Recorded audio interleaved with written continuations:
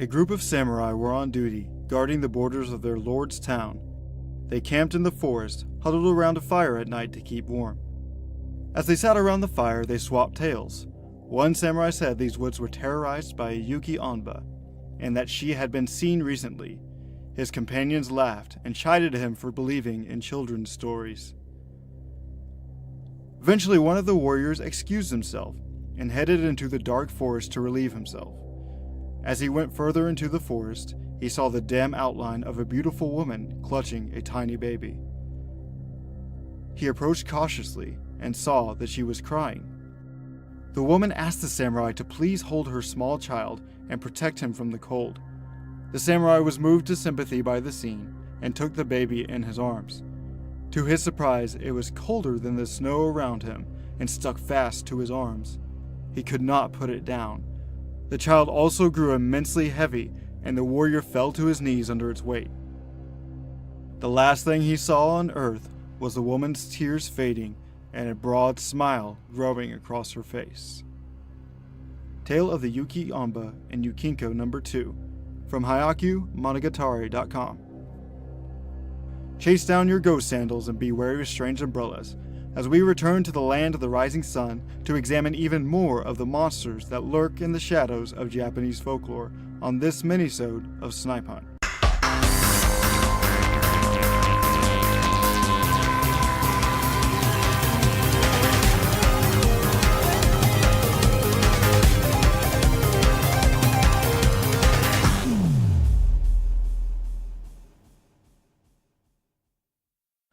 Welcome back to Snipe Hunt, your frightening folklore podcast. I'm your host, Darren Young.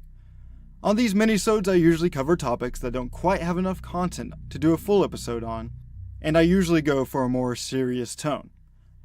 I say usually because this time this minisode is actually a follow-up to a full episode we did, episode 13, Weird Yokai of Japan. I also try to be a little bit more serious on these, but this is going to be difficult due to the bizarre and humorous nature of tonight's subject. If you listen to episode 13, you'll know what I mean.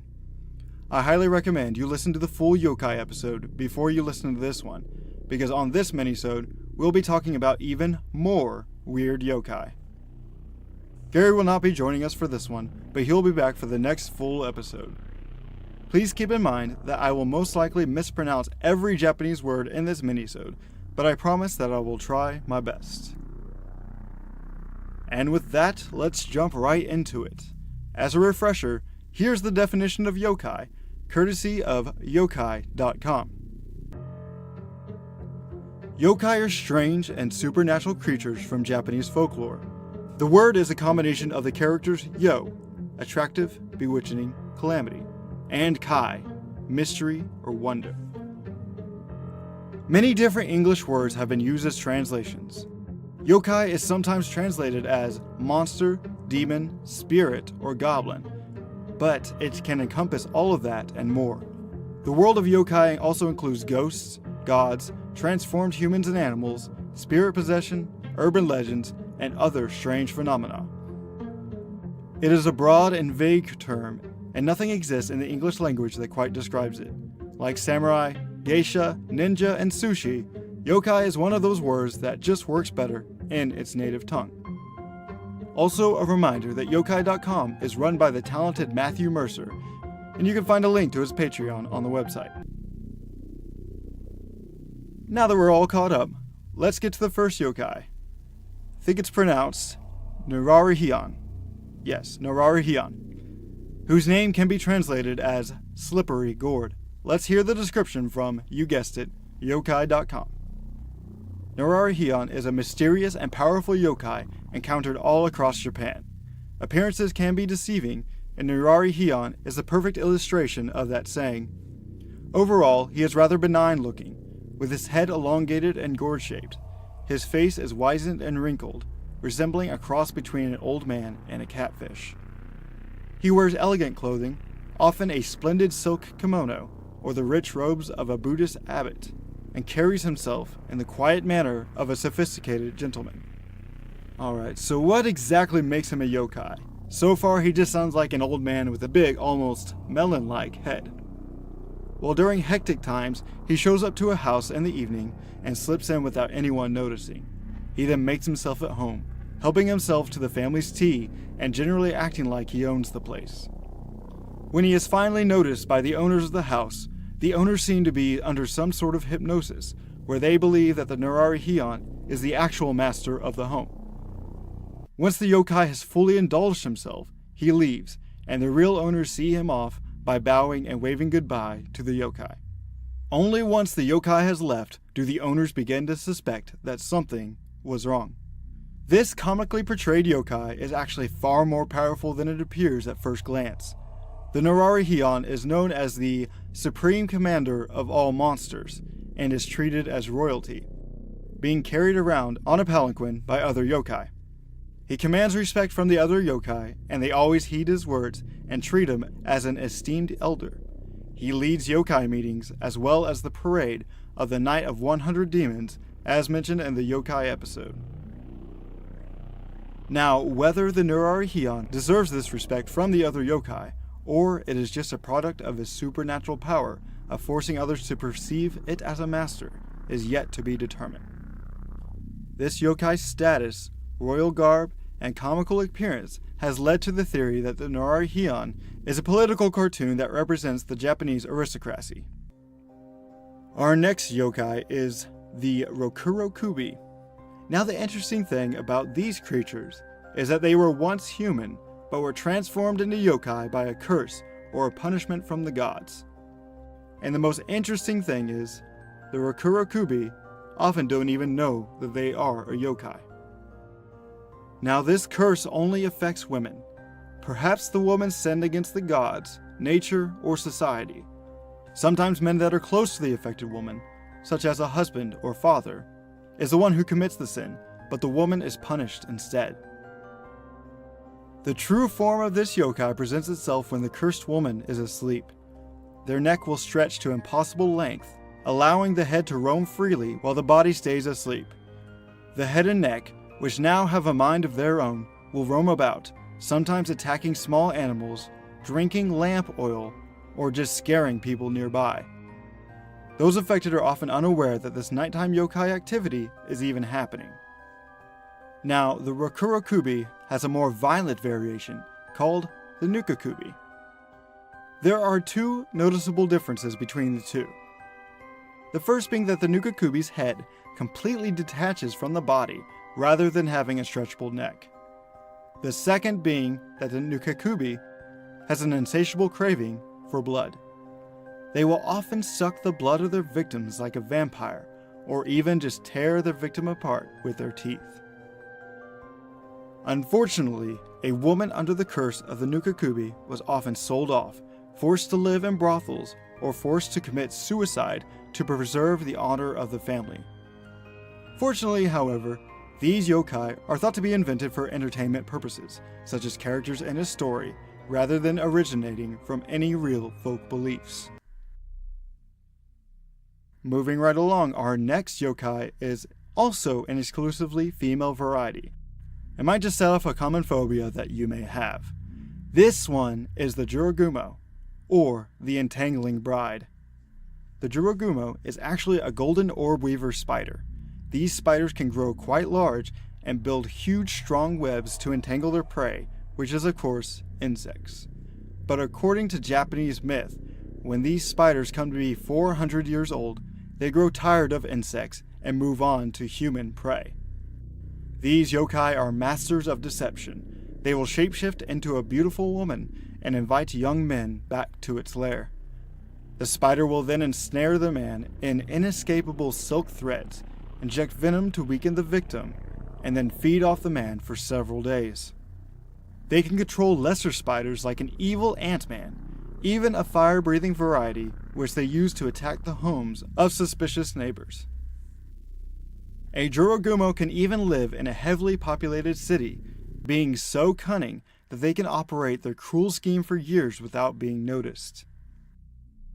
Although the Japanese characters, or kanji, for this yokai means woman spider or entangling bride, this translation was added later as its original meaning was whore spider.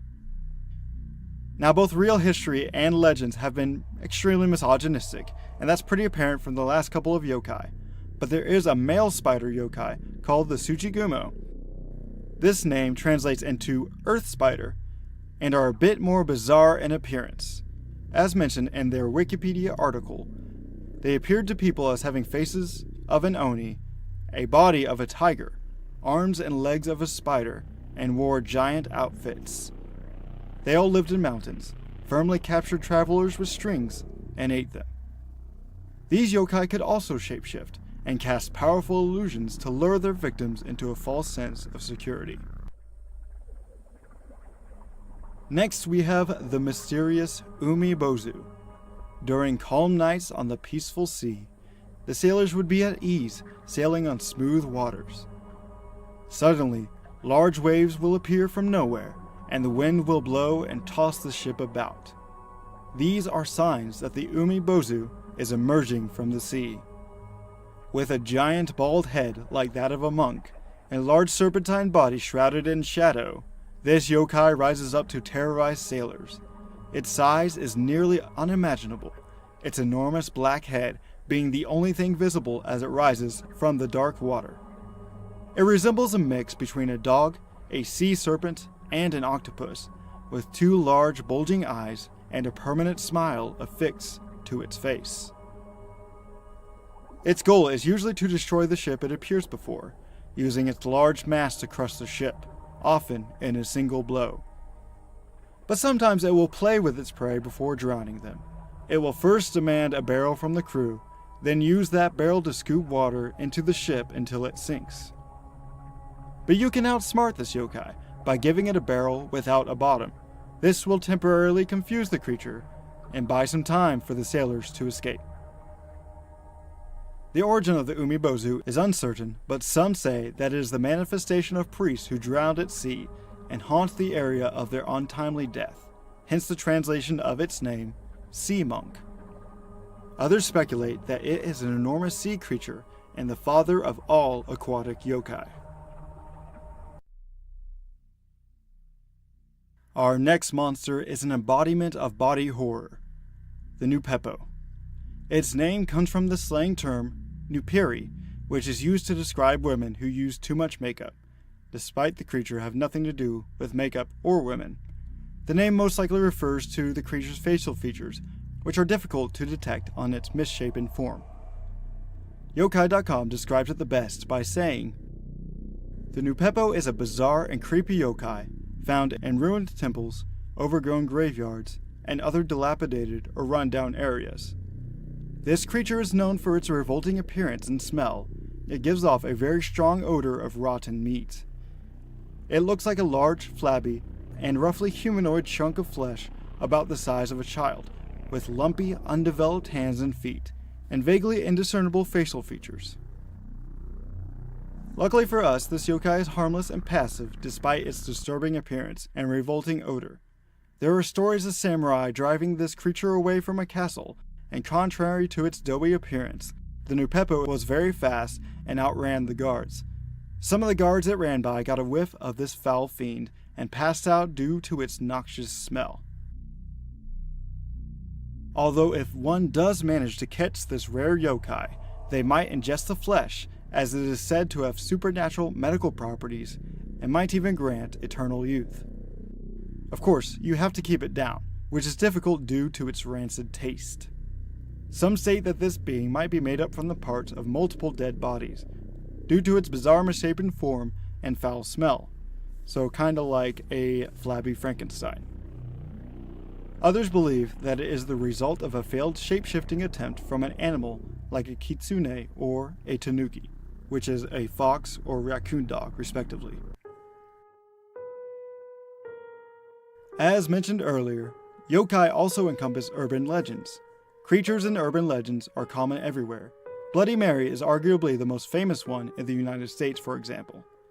Akamanto in Japan bears some similarities. Its name means red cloak. This is a bathroom yokai, so it inhabits older or seldom used bathrooms, typically in a school. The phenomena usually takes place in a specific stall, and more likely than not, it is the fourth stall. This is because in most Asian cultures, the number 4 is considered unlucky, much like the number 13 is in Western cultures.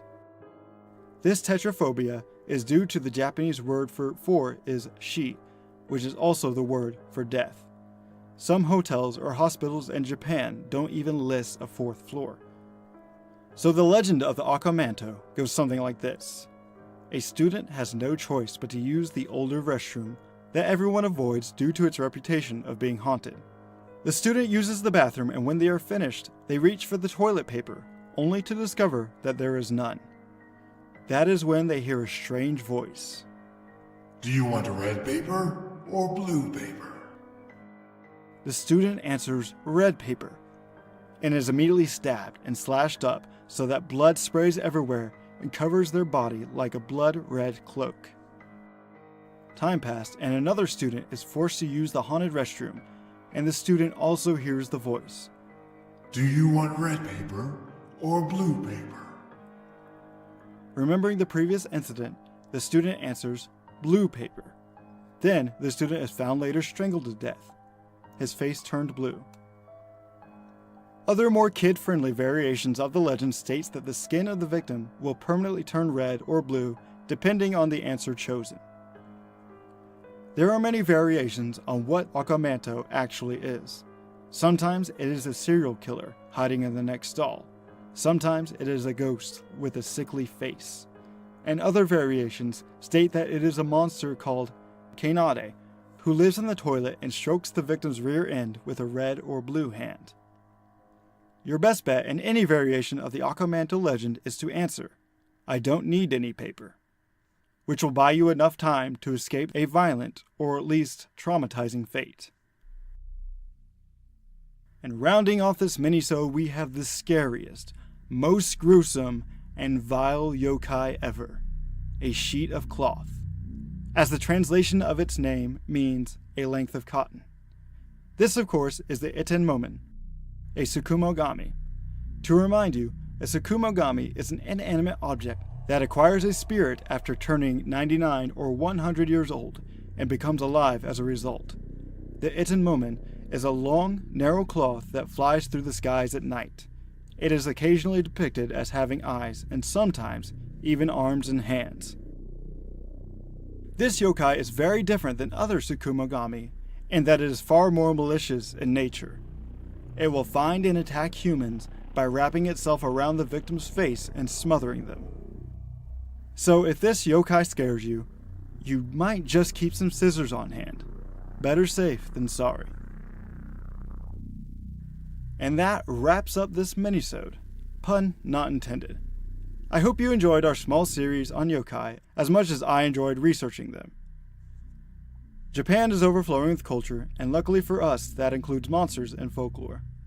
I know I was just listing creatures rather than telling stories, but I believe the creatures themselves are bizarre and entertaining enough to do an entire episode on. I hope you agree. If you like the podcast, please leave a rating and tell your friends about us. We are a small podcast that is really trying to grow. After all, the more the merrier. If you have a question, comment, suggestion for a future episode, or a story of something you have experienced, please contact us on social media or email us at snipehuntpodcast@gmail.com. You can also vote for topics on our poll at patreon.com/snipehunt. Big shout out to my regular co-host Gary. I will see you on the next full episode. The yokai of Japan are documented so that they read like they are real creatures, yet they are so bizarre they seem like fantastical works of fiction. They are extremely diverse, encompassing many entities that can be benevolent, mischievous, or malevolent. Although some are undoubtedly the result of works created for entertainment, they are so numerous and so detailed. How many, do you think, are based in truth? Whatever the case, the yokai definitely embody frightening folklore. Once again, we want to thank you for listening to Snipe Hunt. Your listening has been noted and will be reported with the proper authorities. All audio used was done so under the protection of fair use. Logo design is by Ethan Rothfuss. The music used for this episode was composed by Mayu and Nature World 1986. We'll continue to search for the unexplained and will hopefully see you on the next hunt.